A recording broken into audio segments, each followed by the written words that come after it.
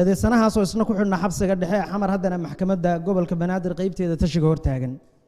The recent attention to corruption within the Somalia government is leading to some turmoil. Last week, 4 high officials in the Immigration and Naturalization Department, including the Director of Immigration, were accused of wrongdoing. All have been charged with graft before the Benadir Economics Crimes Court. Their trials are due to start shortly. xeerka ciqaabta Soomaaliyeed inay ku xadgudbeen waxaana dhibana u ah qaranka iyo ummadda Soomaaliyeed. Several other officials have fled the country after suspicion was cast their way.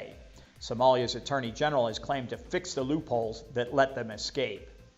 This week, it is the turn of members of the Finance Ministry and Central Bank to stand before the judge at the Benadir Court.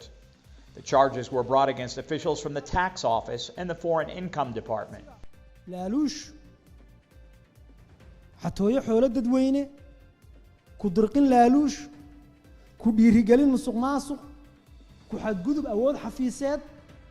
They have been accused of misuse of public funds, among other charges. This comes after the Finance Minister, Elmi Noor, was dismissed. It was assumed that he was fired for taking back 2 of his staff who had been suspected of malfeasance. Now, with formal charges against his colleagues, the microscope may fall on Noor himself. lacagta uu la qaybsanayo eedeysanayaashuna waa $2,333,780. 3 high officials from the central bank also stepped down over recent days. They say they left in part because of the reappointment of Central Bank Governor Abdirahman Abdullahi. But given the bank's apparent involvement in the finance ministry scandal, it is fair to wonder who might be facing tough questions: the governor or the newly unemployed officials. Certainly, investigators need to look into all parties to get to the truth.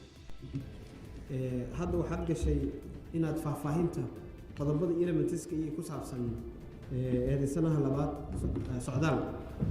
Many now will say that Hassan Sheikh Mohamud's administration is following in the footsteps of his first regime.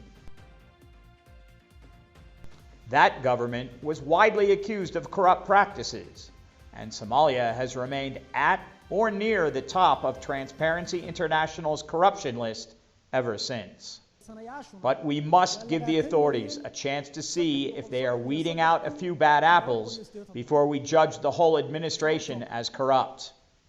And we must give them time to investigate Noor, Abdullahi, and the resigned Central Bank Board members and see where the dispute leads.